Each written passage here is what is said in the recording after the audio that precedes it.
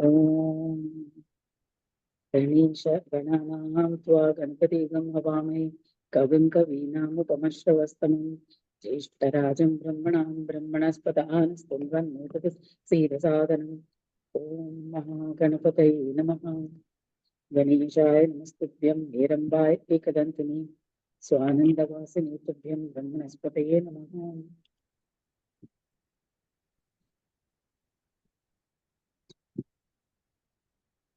So very good morning, good Monday morning to everybody.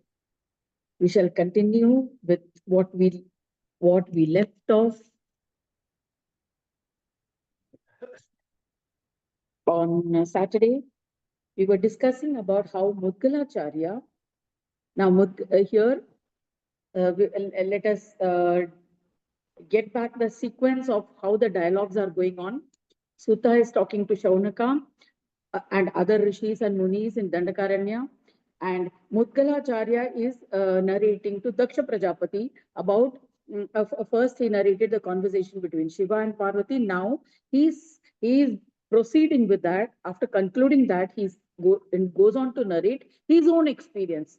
So he speaks about all his tapasya, whatever he did, and how Durvasa Rishi came and tested him so many times.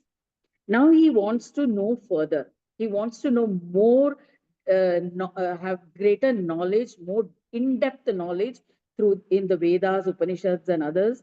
So he approaches Angiras. You see, Angiras. Angiras Muni has his ashram where it is very serene, very peaceful. All the animals are also very living in very comfortably with each other. Means there is no quarrels, no going against each other. The birds are chirping, the rivers are flowing, even the crocodiles and the swan is swimming in the same river. So it's such a beautiful place. Finally, after going through this whole ashram, he arrives at the place where the Muni is residing. Muni is Kutia. And he does pranam to the Rishi and he says, Rishi, I'm Mudgala, I've come to you to learn more about, to gain more knowledge, how to, I've got so many questions in my mind. I want answers to all of them. So Rishi Angiras welcomes him. He says, yes, it is his own son. Of course, he came in the form of light and then he was nurtured into a human being. Then he says, yes, you have done a lot of penance. I am aware of that. It's quite obvious that that you have done a lot of, means you started this Mudgal Puran. You started your own perception of the Ganesh Yoga or the Purna Yoga. Now, what more doubts do you have? What more can I share with you that you have? Please be seated. So he sat for the first few days. He didn't ask anything. He just sat in front of the rishis. There were other students, others along with the other students. He said, I have just come now. I'm surrendering to you. I will learn all that is possible from you. So he sits along with the students. For first 2-3 days, he didn't ask anything. He was just listening to to whatever Angiras Muni was telling about the Vedantas, Upanishads, whatever that he was teaching the other students. Finally, he asked, the Angiras Muni himself asked, what question do you have? Do you have any questions to ask? So Mudgalacharya says, the Vedas have mentioned that Brahma has many characteristics. Now, which characteristic should be considered as a benchmark for considering? There are so many gods are there. What is a benchmark for considering a god as a Brahma? Angira said, I shall explain what has been mentioned in the Vedantas. He also, see, this is our Rishi Parampara. He doesn't say, well, I will tell you what I have understood. I will tell you what has been mentioned in the Vedantas and the Upanishads about the absolute Brahma. They have described the various Brahmas and we have to go step by step. So first Brahma is Anna Brahma. First Brahma is Anna Brahma, that is a food sheath. That Brahma which represents the food or which has been born out of food. So This is the first Brahma, which is the Annamaya Kosha. That is in our body. When the child is in the womb of the mother, the food that the mother eats becomes the first thing that the jiva gets. The first material thing, or you can say, which the jiva receives, the soul receives in the womb. So that forms a sheath around it. It builds itself from the food that is received from the mother. Whatever the mother eats, that becomes a food. That becomes a covering for this jiva. That is the source, or the thing, the material with which the body is formed. So that is the first sheath, Annamaya Kosha. So Anna Brahma is the first Brahma. Then slowly the muscles are formed out of that food that is eaten, that the mother eats, and the jiva receives through the tube into the womb. Then the limbs are formed around that. Then this Anna becomes the nourishment. Slowly the fetus develops a body, the skeleton is developed, and a structure gets formed in the womb. This is the Annamaya Kosha. Then the mother breathes. That breath of the mother reaches the child in the womb, and that becomes a prana, pranamaya kosha. That is the prana vayu which the mother breathes through her nostril, reaches the child in the womb, and that gives the heartbeat, the pulses to keep the jiva alive inside the womb. So that breath is the pranamaya kosha. That is a second Brahma.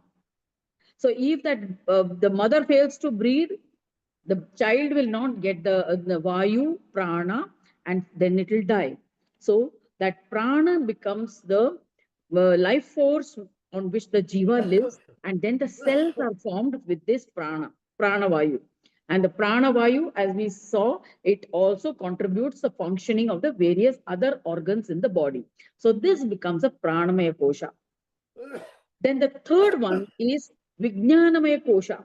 Kosha means a layer or a covering, you can say, a sheath. So Vijnanamaya Kosha is the third one. See, the various sensations which the mother feels, heat, cold, then all the senses which the mother feels in the body is also felt by the child in the womb. That becomes a Vijnanamaya Kosha of the child. Then comes the Manomaya Kosha. Numerous sensations like some things which are good, which are bad, favorable, unfavorable. That which is, so the Jiva is able to, whatever it thinks. Now, when even after the birth of the child, when the child starts thinking, this is desirable, this is not desirable, this is favorable, this is not favorable, this is hot, this is cold, this is, so that this way it accepts certain things, desires for certain things it rejects. Like for example, if something sweet is given, it tastes good, but something bitter, it rejects. So when something is hot, it rejects. When it is cool and pleasant, it accepts. So this becomes the mind, manomaya kosha. So this forms the mind, that portion which is able to think good, bad, what is necessary, what is not necessary, likes, dislikes, this perception, this becomes the mind, manomaya kosha of the child. This manomaya kosha starts developing as the child is born and then goes to school, meets the teachers. The teachers gives more inputs, and then accordingly, certain perceptions are formed. The child forms opinions, what is to be learned, and what all we should learn. In the initially, it keeps on learning everything. Then the fifth kosha, the fifth sheath is the Anandamaya kosha. That is, this is the state where the mind experiences happiness, bliss. So Anandamaya kosha, it is generally, it's very fleeting. When we are awake, it is fleeting. We experience more of sorrow, less of happiness. But in deep sleep state, when we are in deep sleep state, when there is no dreams also, in that deep sleep state, there's total bliss. That is why even the child, when it is sleeping, You can find it smiling, laughing, because it is in total bliss. It is connected to the heavens, to the angels outside. So these are the five differentiate Annamaya Kosha, Pranam, Annamaya Kosha, Pranamaya Kosha, Vijnanamaya Kosha, Manomaya Kosha, and Anandamaya Kosha. So here, Angiras Muni says, Annamaya Kosha, because it gives us the very body. We are the food. As we exist, this is the food that we have eaten over all these years. So this is the Anna Brahma. This is the first Anna Brahma. Just as when we eat the food also, when we pray, we say Brahmarpanam Brahmavi, Brahmajno Brahmana Hotam, Brahmaivatena Gantavyam Brahma Karma Samadhina. So whatever food that we eat is Brahma. It is going into Brahma. The Agni is Brahma. And Brahma is consuming Brahma for the purpose of fulfillment of what is the purpose of Brahma. What is the goals of Brahma? So that is Annamaya Kosha. Then Prana is also Brahma. Without Prana, we cannot exist. We cannot simply live. So Prana Brahma is there. Similarly, Mana Brahma. Manomaya Brahma is a mind, mental Brahma. Without the mind, we will not know what we are supposed to do. What is right, what is wrong. It will be just going haywire, just living and existing like the animals. Just eat, drink food, sleep, and die also. But with this Manomaya Kosha, Mana Brahma Manomaya Brahma gives us a purpose for living. It gives an existence. Then Vijnanamaya Kosha, there is a Vijnana Brahma, that is the wisdom, that is the knowledge, intelligence that is gathered over a period of time through going through the various experiences in this world. Then Anandamaya Kosha, or the bliss sheath. That is, a bliss is felt while living in the awakened state when we feel a balance. When we are neither agitated nor we are regretting anything, or nor are we very emotional or sentimental, we are in a balanced state, then we experience the Ananda Brahma. So this way there are so many Brahmas. This Angiras Muni is answering the question of Mudgalacharya, which is a benchmark for a Brahma. Then he says there are more Brahmas. Chaitanya Brahma, consciousness. Consciousness which forms the basis, the substratum for existence of all these Brahmas. That consciousness is also Brahma. And the greater cause of that consciousness is a purpose why we are existing. Without consciousness, we would be dead. Whatever the other Brahmas are there, that's of no use. When this Chaitanya Brahma at the collective level, at the macrocosmic level, is the causal Brahma. That is the Mahakarana Brahma, or it is also known as Bindu Brahma. Bindu Brahma is the origin, the source. That is also in the form of Chid, that is mind, consciousness, matter, and who's known through by yogis by Soham, by the practice of Soham. Soham. So we inhale and exhale Soham. They practice this pranayam to get connected to that causal Brahma. So this Brahma, which we as a human being, made up of these Panchakoshas, we connect to that Brahma, Soham Brahma, and that leads us to Bodha Brahma. Bodha Brahma is understanding that beingness of Brahma, what that Brahma feels like.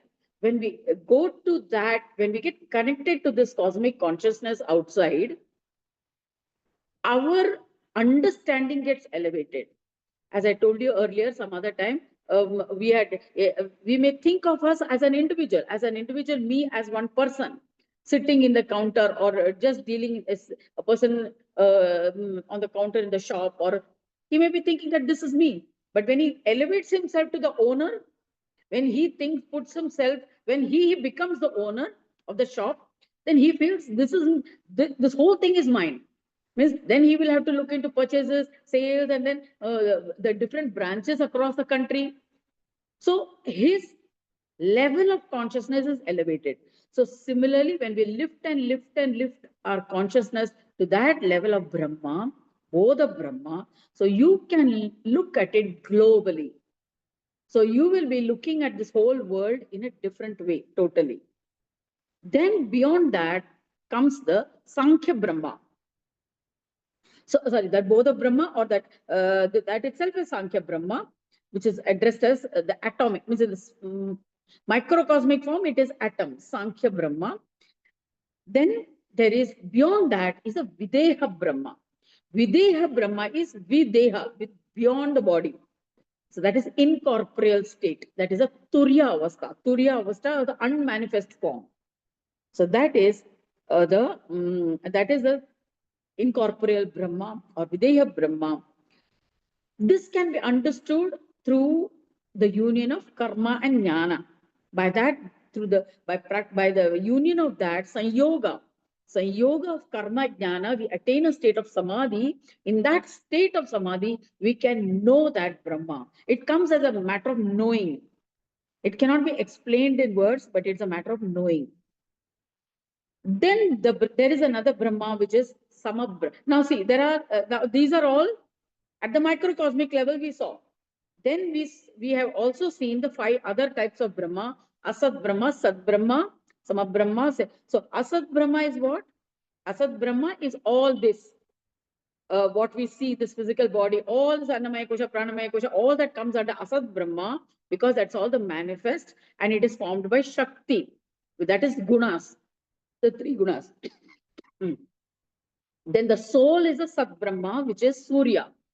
Surya Brahma is a Sat Brahma, and Sama Brahma is the union of this Sat and Asat, that is Sama Brahma, which is Vishnu. Vishnu is Sama Brahma. He is also called Ananda Brahma because he is in the bliss state. Then is a Neti Brahma, Sahaja Brahma. Sahaja Brahma is Shiva. Shiva or Shankara, that is, he is detached. He is a part of this manifest form of Brahma, but he is Neti, not this, not the Sat, Asat, Sama and Shakti. So he is beyond that, and he is called Shiva Brahma or Sahaja Brahma. Sahaja is a avastha, that is a state. He is in a detached state. He is not infatuated by any of these things. So he is Shiva Brahma. Beyond all this is the Swananda Brahma. Swananda Brahma is who is in the Swa Ananda, whose nature itself is Ananta Ananda. Ananta means endless, eternal Brahma. This is formed by the Sanyoga of all the other Brahmas. So these are all the different Brahmas that Angiras Muni is narrating to Mudgalacharya. He's saying, see, this many Brahmas are there. And all of these Brahmas, you have to experience step by step. That is why, if you can remember, Mudgal, how he was a manifestation of Ganesha's boon was to this Angiras Muni and his wife, Shruti Devi. He came in the form of a ball of light. That ball of light was the child. It's just like that. And he was preserved in a bamboo, and so from that light, Anna Brahma, Prana Brahma, Manomaya Brahma, Vijnan. So step by step, he has reached this state of understanding the various Brahmas. So this is how we evolve. And so he says that you have to go through all these stages in order to understand. And this is the yogic sadhana. Yoga sadhana is not only the Ashtanga sadhana. We celebrated the yoga day. Everybody got a certificate. Everybody was putting their certificates on the social media. हमको भी एक certificate मिला, खत्म. That is ठीक है, that is for the yoga day, for the celebration point of view, or for a token point of view. But actually, yoga sadhana itself is Ashtanga yoga sadhana. Yam, niyam, pranayam, asana, pranayam, dhyan, dharana. When you reach the state of samadhi, then you have to go through all these Brahmas. All these Brahmas are from the stage of Samadhi. So there is Samprajnat Samadhi, Asamprajnat Samadhi. We'll be going through that, all those stages in Ganesh Gita in the 9th chapter, 9th Khand. Right now, he's just introducing the different Brahmas. So he says, you have to go through all these Brahmas, and the yogis experience all these state of Brahmas. First, they go into deep meditation, dhyan, dharana, that is holding on to that contemplation in the single pointedness, focus of the mind. And then in that single pointed focus, they contemplate on each of these Brahmas. And then they are able to experience, those Brahmas, not merely by just book reading. You can get information, that is, you'll get the knowledge, but only when you experience it, that knowledge becomes your own. Then only you embody that knowledge. So this is the way you have to go. And he says that the one who and all these people, these yogis, are all ganas. They are all ganas in the sense who expands himself from his individuality to the totality.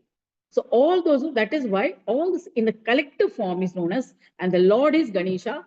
The ganas are the totality of this collective of all this. And a yogi who has attains the undifferentiated Parabrahma, he becomes yoga itself, the yogic form, the Purna Yoga. He attains Yoga Shanti, Purna Yoga Shanti, and he will experience the beingness of Brahma. Okay, so these are the various stages that you must go through. And he says, if you desire union with the Brahma, that is Brahma Bhuyatva, that is union with the Brahma, you must worship him. Finally, if you want to become Brahma, you have to worship. That is bhakti. You have to do bhakti, you must worship. And then in that bhakti, you will be so totally united with him. Then after death, you will merge with him. After death, you will merge with the Swananda Brahma. Then Brahma decides whether you should be born or not. You don't have to decide. You are out of the cycle of birth and death. So this is the dialogue between Angiras Muni and Mudgalacharya. This is the chapter 19 of the Mudgal Puran. We shall continue with this conversation tomorrow, taking the Mudgal Puran forward.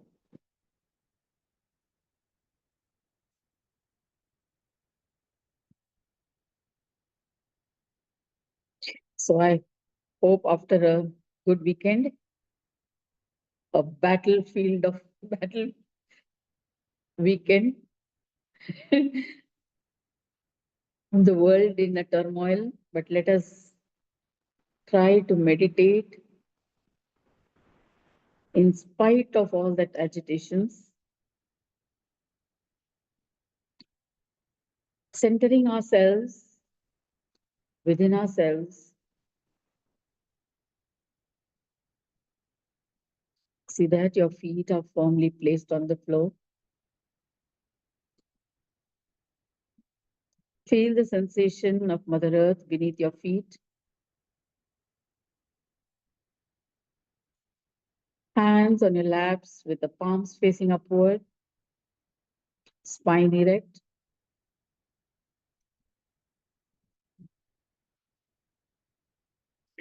Bring all your attention to yourself, wherever your thoughts may be wandering around, thinking of the week ahead or the week that has gone by. Let that all go. Leave it aside for some time and bring all your attention to your breathing.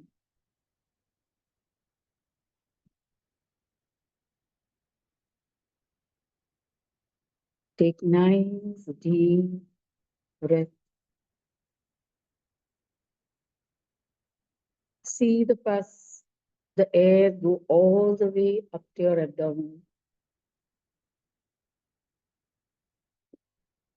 And exhale.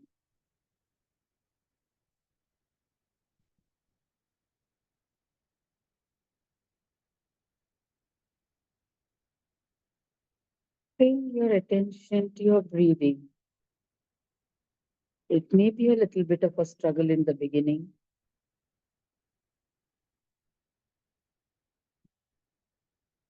Focus on the breath.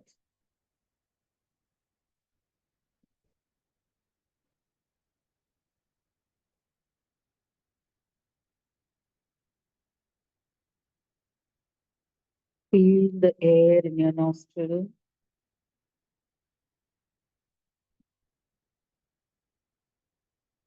Feel it just expand and exhale. Observe the breath as it naturally comes in and goes out. Don't strain yourself. Don't force the breath.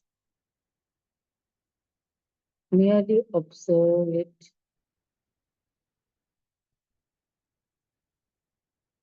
as it as air comes in naturally.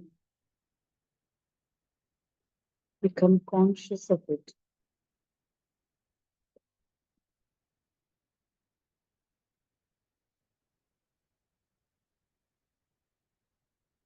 Do not increase the speed.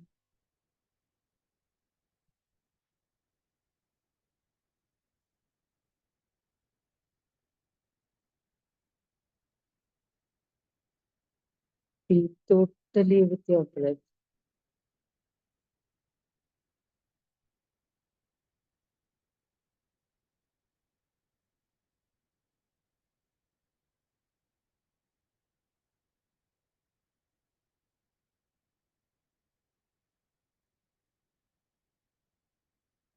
Let the breath becomes naturally rhythmic.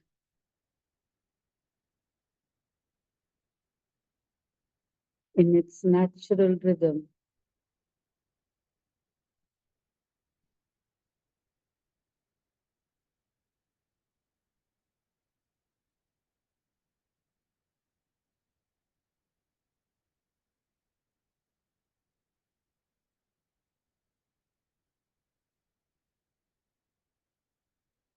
You don't have to count.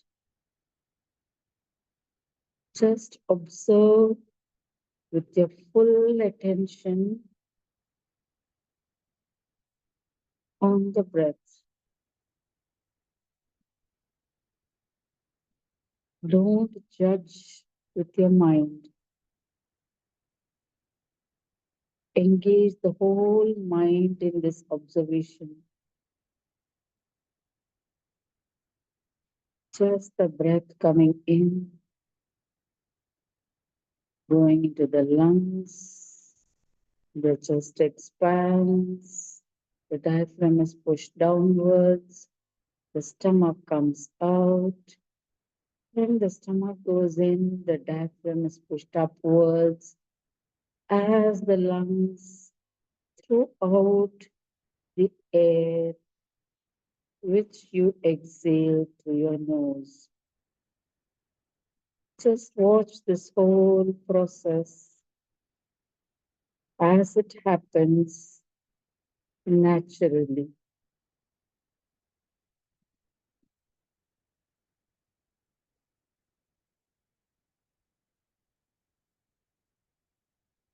If any thought comes, come back to the breath.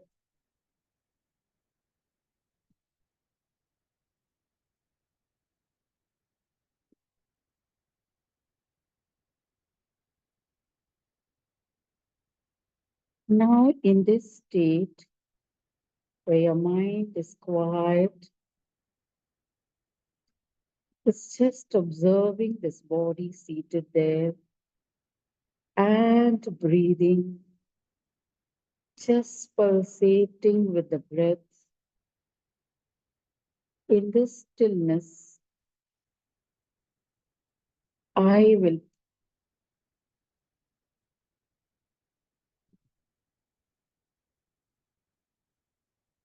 give you some thoughts. I will introduce some thoughts. I would like you to contemplate on that thought, just with reference to your own self.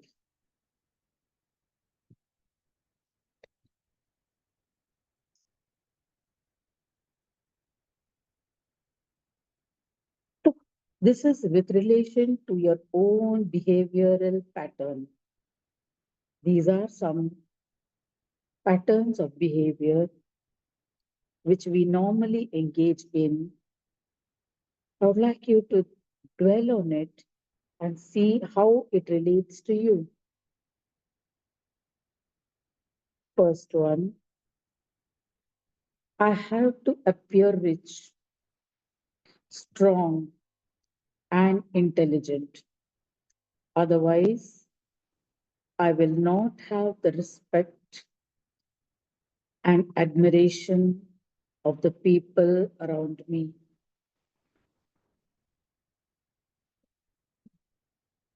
I have to be strong, intelligent, or rich so that I can gain the respect and admiration of the people around me. How much of this is true for you? Just think on that. Do I feel that way? When all do I feel? How often do I feel that way? Since when I have been feeling that way? I have to appear rich. I have to appear strong. I have to appear intelligent. I have to appear to know everything. Then only people will accept me.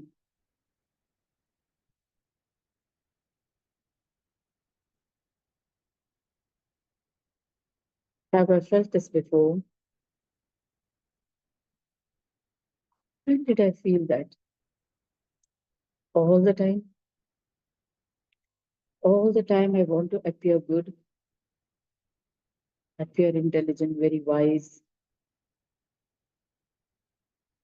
seem to appear to know everything, want to be able to afford everything as the neighbors or as the friends.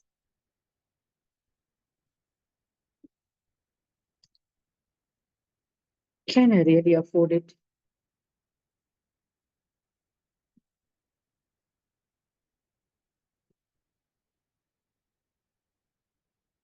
Why do I have to appear to know everything?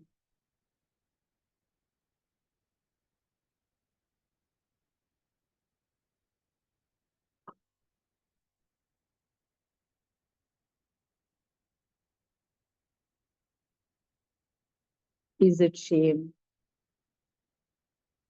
What will others think about me if I don't have a particular thing?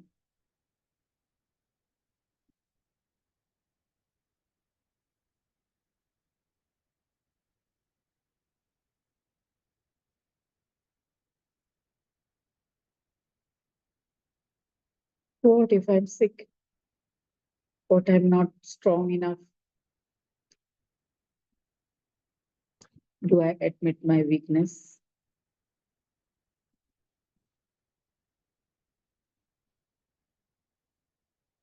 Do I want to be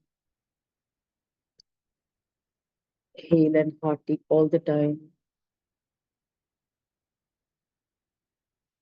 Do I want to appear to be hale and hearty all the time?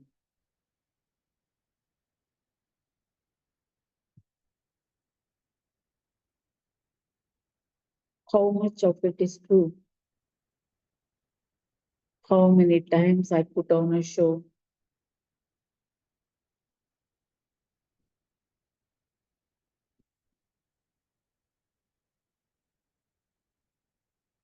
how truthful am I to myself?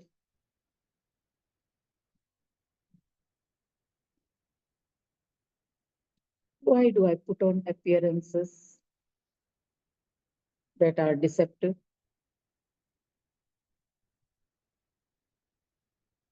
Do I want to deceive someone by putting on those appearances?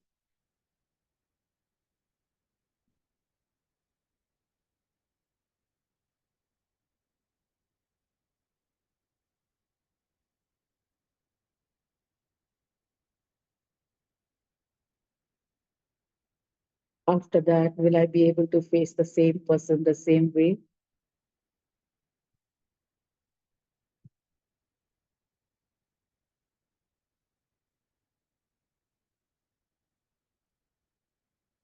Can I face myself the same way?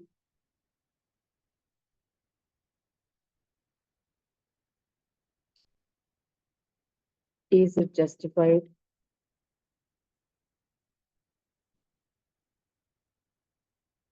Is that being honest with myself?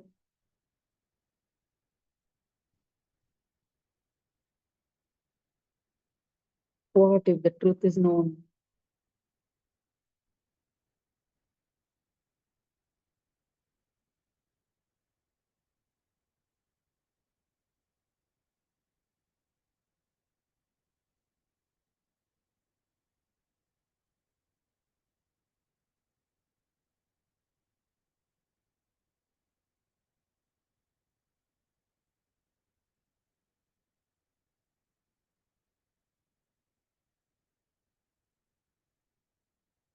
Inquire on these lines in yourself. Think of the various situations. Just think two, three situations, not necessarily everything. When you have felt miserable, having behaved in a way which is quite unlike you.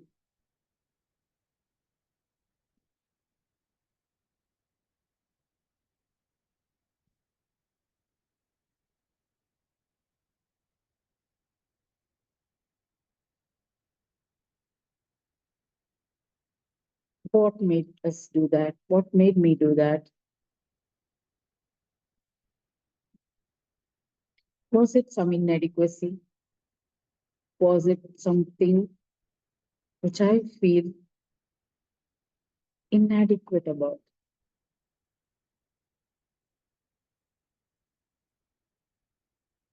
Something I wish I had, but we don't have.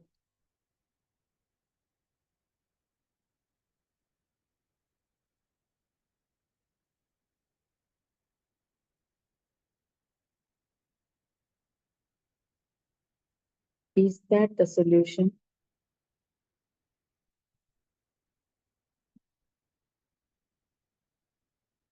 Will I be able to do it every time? Will I want to do it every time?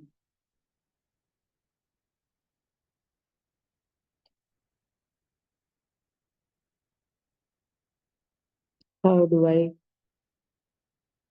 come out of this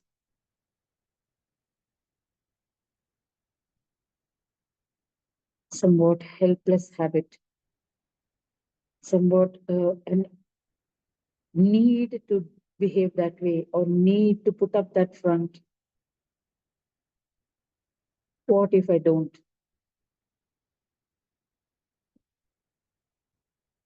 What is at stake?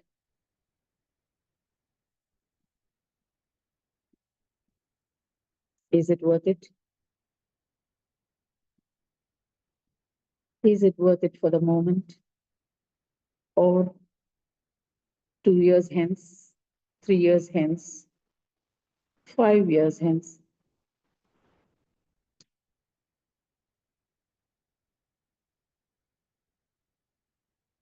What can I do to put an end to it? Do I want to put an end to it? Is it comfortable? Why do I do it?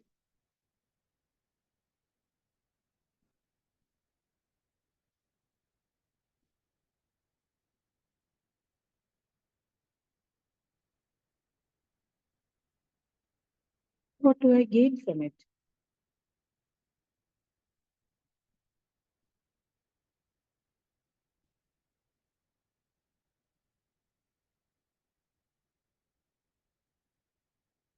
Face that situation, that habit, that behavior squarely right into its face and question yourself unabashedly.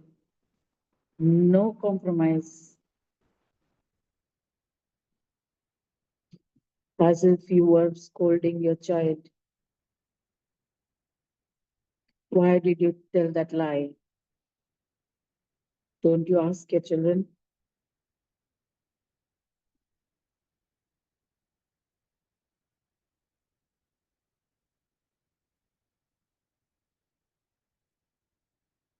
Question that behavior that has been going endlessly over the years, that has been repeating over and over again with different people, different situations,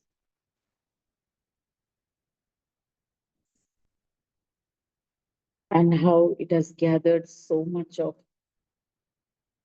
energy and strength, so much so that now you're not ashamed of it. So much so that it has become second nature and you don't bat an eyelid. So much so that the consequences hold no more pain for you.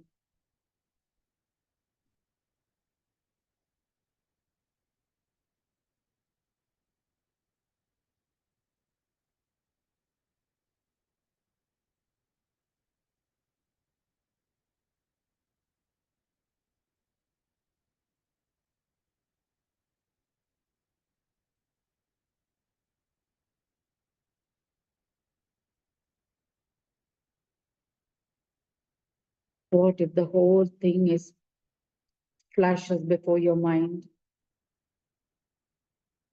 on your deathbed, questioning whether it was right or wrong? Would you have dealt with differently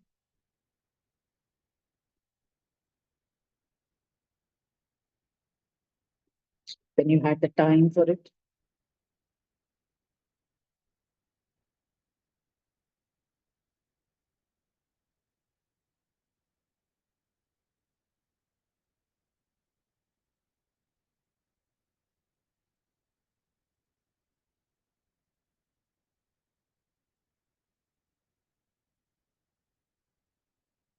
Or would you have done it differently?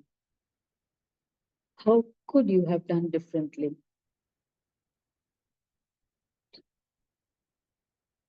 Go through the choice, all the choices that you would have had. Why did you choose the one you chose?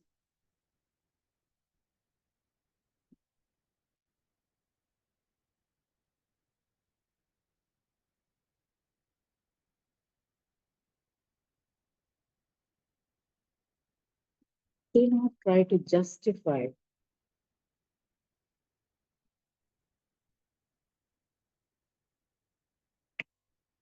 Many times we argue ourselves out of the problem. We don't confront the issue as it is.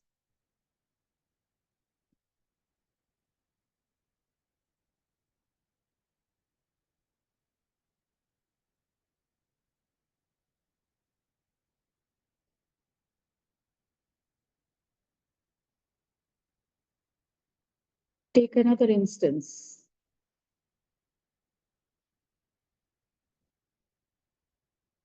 where you realized that you had made a mistake and chose differently. And what was the consequence? Was it more acceptable?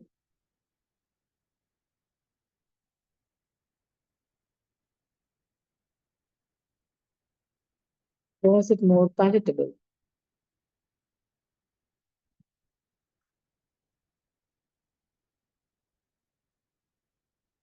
Did the result give you a better feeling?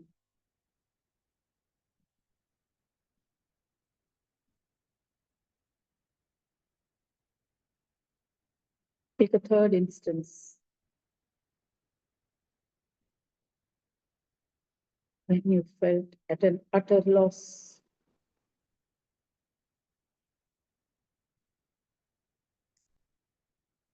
helpless that you couldn't do anything different. Perhaps that was destined to be.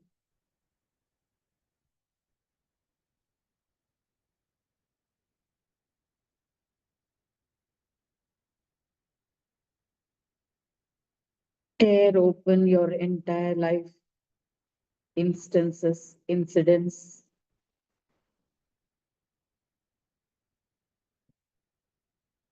rummage through all the nooks and corners.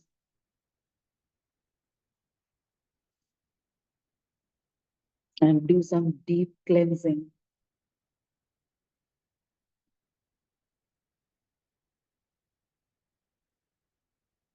Those are all energy blockages that is reflected in your body as physical ailments,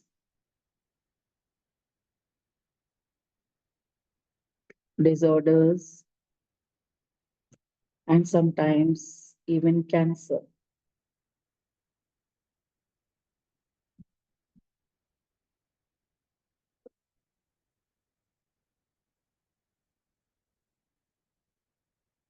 Do not allow these energies to settle in your body and then transform into such fatal illness. Cleanse it at the bud, nip it at the bud. That's all this energy work is about. For that, this contemplation is a must, is a necessary first step.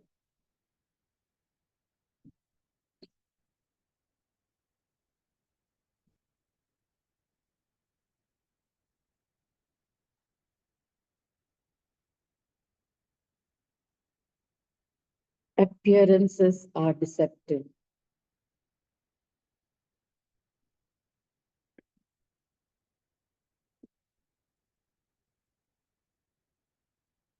Many times they are projections of the mind.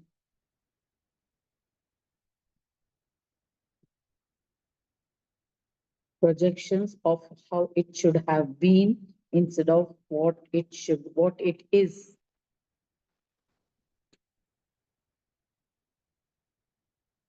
See reality as it is.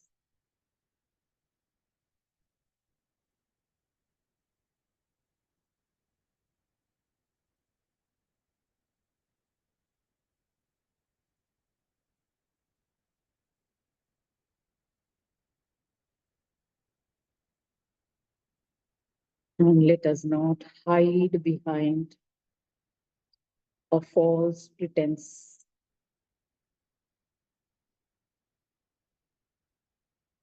of all is well when none of it is.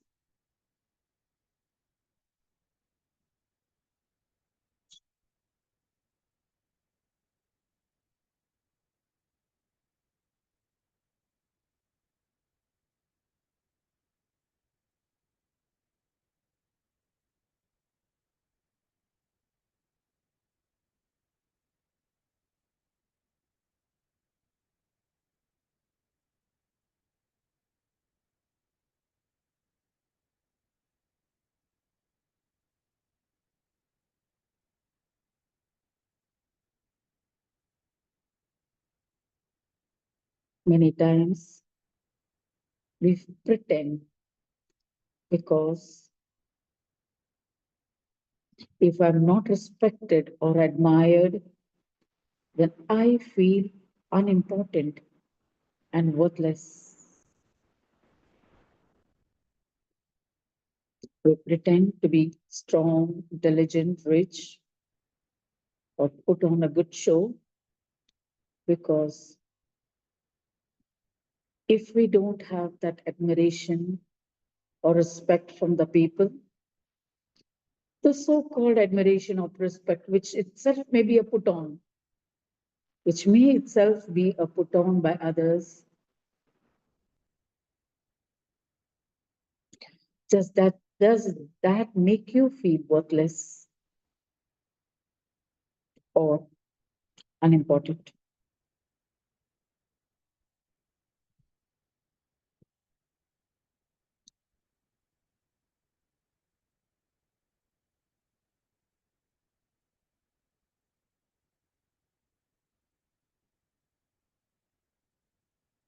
Is importance more important or the feeling of importance more important?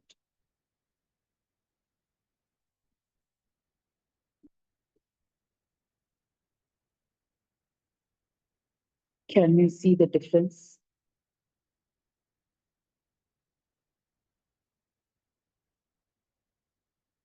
We put on an appearance of feeling important.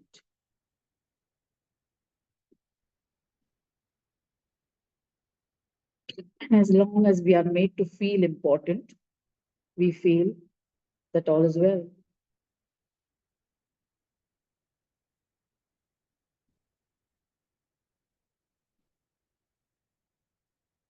That's how appearance becomes more important than what it actually is.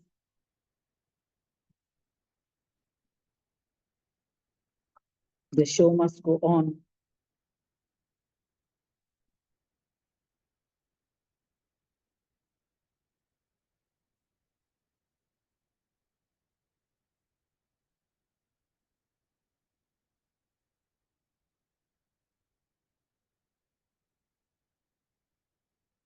The show will go on, but at what cost?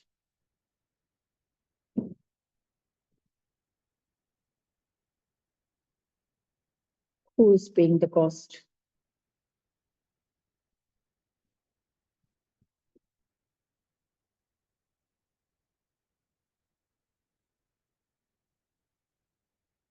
When it comes to our own individual finance, we feel the pinch.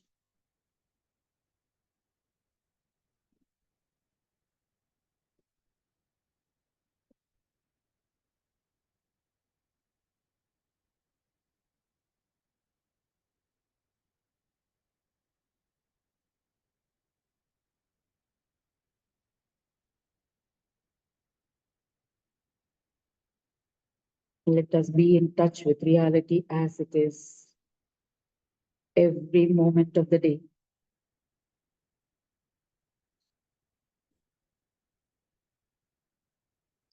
Let us not hoodwink ourselves into believing something which is not.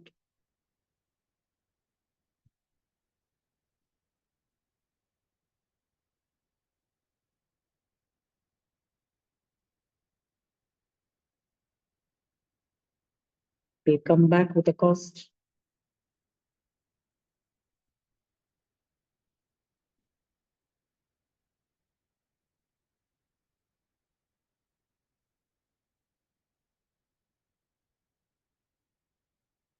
However uncomfortable this questioning may be,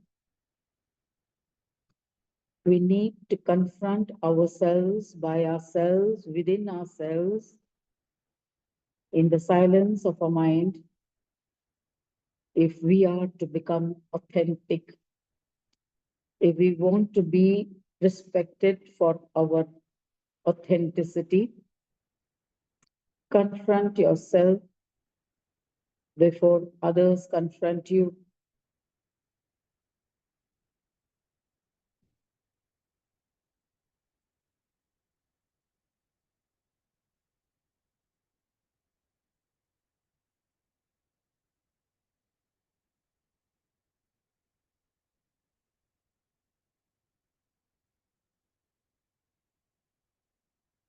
So, with these thoughts,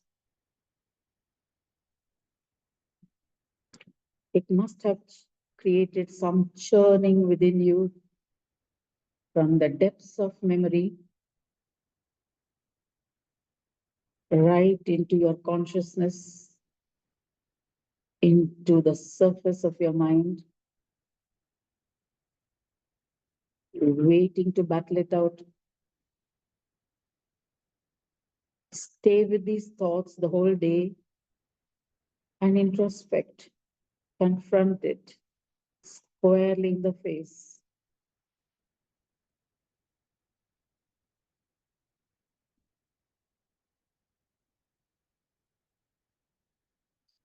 Throw out what is not necessary. Make the necessary changes where it is needed. Transform yourself from within.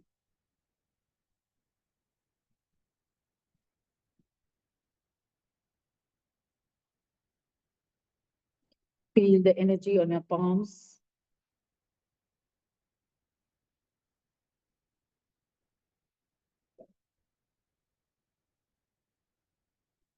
Normally, when such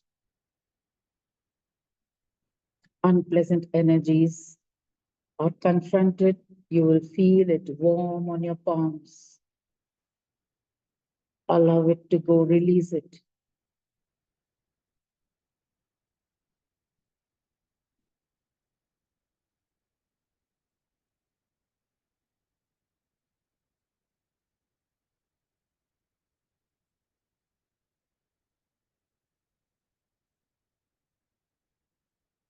Wriggle your fingers on your palms and on your toes, on your feet. Rub your hands together.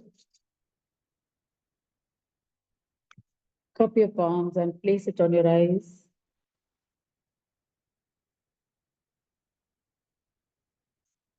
Rub your face. And when you're ready, open your eyes.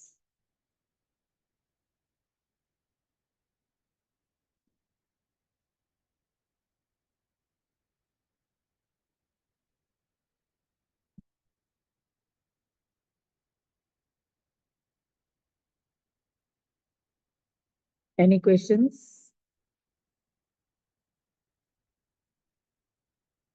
सोचना पड़ेगा.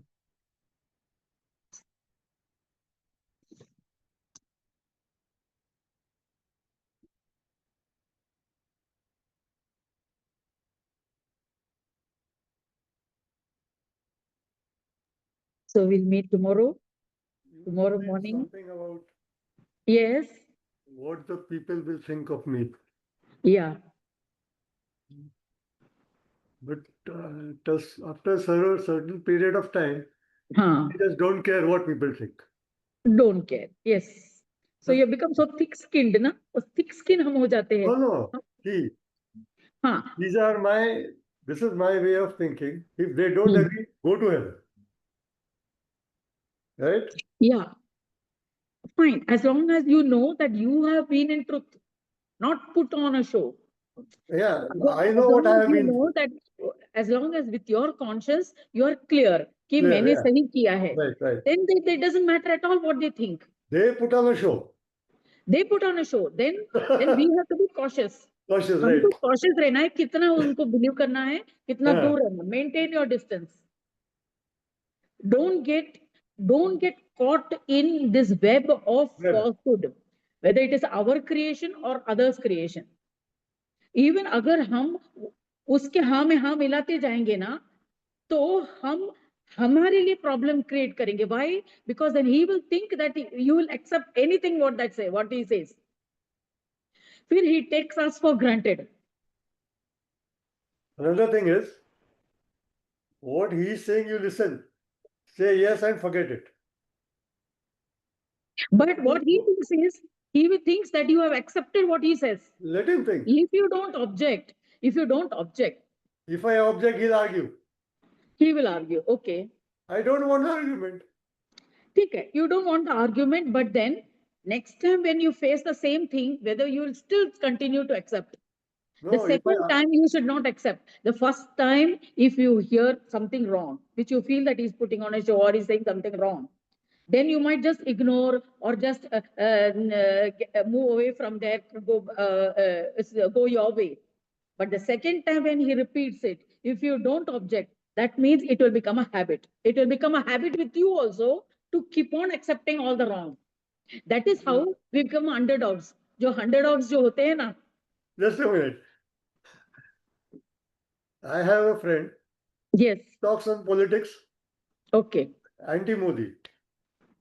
Now, I think the story I have heard from you only, that the grass is blue. the donkey says Hmm. to the tiger that the grass is blue. The Yes. tiger argues, no, it is Hmm. green. They go to the lion. Lion tells, yes, the grass is blue. Hmm. And he says, ask the donkey to go. Donkey is very happy, he goes. Hmm. Then the tiger says, how did you Hmm. say that? He said, Hmm. why do you argue with the donkey? Hmm. Let him, Yes, let but him what go through. happens? Provided that donkey remains a donkey, but when He that is a donkey starts donkey. thinking he's a lion, when that donkey he says the grass is green, and when that donkey starts behaving like a lion and assuming that he is a lion, then it becomes a problem, and that he must not allow. As long as the donkey is the donkey, fine. You say the grass is green or blue, it doesn't make any difference. So what happens now? Huh. Whenever he puts a post against anti-Modi, I say, Hmm. yes, you are right. No, I don't. Listen, I Hmm. only say that only three words. You are right. Hmm. That means let the donkey understand that he is right. Hmm. I know I am right. I No, have but my why don't conviction. see what happens when you approve it, when you say you're right, he doesn't think that you are saying it sarcastically because उसको वो सोच ही नहीं है. That story he only has told me. But That donkey story he only has told me. no, but see, some people are there, they like if we say you're right, they really think it is right. They don't realize that we are No, wanting but to say now it he is stopped wrong. posting. See, this is where it goes wrong. अगर हम ना के लिए हाँ बोलते हैं, अभी क्या होता है? See, when we want to say na, we say yes. Then the person who thinks that this one will say yes, then yes man हो जाता है. If I say no, he will put another post. Same thing. Fine, then you delete it. You delete it or you unfollow it or do anything else, but don't accept what is wrong. No, he's a very good friend of mine. Okay. Okay. I don't But want some to hurt friends him become as a such. problem. But some friends, Yeah, अभी yeah. ये जो friend बन गया अब enemy ना. No, I don't want enmity with him. Okay. He is a very good. At Then see, heart, you don't want enmity. See, if you are a true friend, you will correct where he is wrong. If you don't correct, then you're not his friend. You are an enemy. You are his enemy. That is not friendship. You should know, understand a friendship. Friendship means you be open and truthful to each other, and that is the understanding that you have between each other. फिर वहां red line cross कर लिया ना आपने. no, वो that सब man, नहीं है. No no he, see just to ये अपीयरेंस, ये जो हम we want to maintain that peace, yeah, इसके लिए हम बोलते नहीं है. exactly. फिर वो पीस बाद में it doesn't remain peace, it becomes the hurt that is created is deeper than what would have happened, what the confrontation. अगर हम सीधा बोल देते ना, उस समय जो सेटल हो जाता था, No, that would have been very it will little. not settle. It will go on and on. He will go It on. will not go on. It will not go on. It was going on. That's why I started this method. You're right. He's happy. Go. नहीं, I'm but happy. as long as it is harmless. अगर देखो आप बोलने से, He is या making a right statement. बोलने से अगर उसका वो वही स्टेज पर रहता, if he is not cause, if it doesn't create harm beyond that level where you say, if it is that level, then it is okay. But if by saying you're right, he gets more pride, more No, no, no. उसका That is not ताकत the case. बढ़ता है, वो एक उसका superiority complex feel होता है, That is not then the it case. becomes a problem. Now he has stopped posting those things. See, then वो खुद ही stop because करेगा when he does again, them. whatever I say, he says it is right. What is the point in talking to him? He has stopped Yes, when he takes it that way, then he has realized that it. उसको मालूम Realized, है वो right. झूठ बोल रहा है. तो when you say you're right, then he realizes, yes, अरे मेरा झूठ को वो क्यों हाँ बोल रहा है. That means I'm really a fool to post that. तो उसको समझ में आ जाता है. But when it is taken as that it is like शेंगाचे झाडावर चढवणे, what is that? चने के झाड़ पे. कौन सा झाड़? चने का चने झाड़. के झाड़ पे चढ़ाने का ना. चने के झाड़ पर चढ़ाने का, वैसा ही है। उसको चढ़ाते चढ़ाते फिर चढ़ जाता है तो फिर प्रॉब्लम होता है। He is from table tennis group. Morning 6 o'clock he will be there. Every day. Only he and me will be reaching 6 o'clock. Before 6, quarter to 6. And both of us will be playing at least 15 to 20 minutes. Then when somebody else comes, he will go. He's very Well, cordial, very loving, everything is there. He will hug me and all. Every time I go, he will hug me. But this thing he puts, the donkey story he put, no, I said, okay, I got a clue how to handle you. From that day onwards, I started that. You're right. He stopped posting now. Each person has to be handled according to his capacity. Yes, yes. So you need to handle different people in different way, different situations in different ways. But only thing, we should not be powered by this falseness. No, no, That we must see. I know what I'm doing. Yeah. As far as I know what I'm doing, I'm just bothered what happens to it. उसको चढ़ने दो चढ़ने पे झाड़ पे ना. Sometimes he will fall.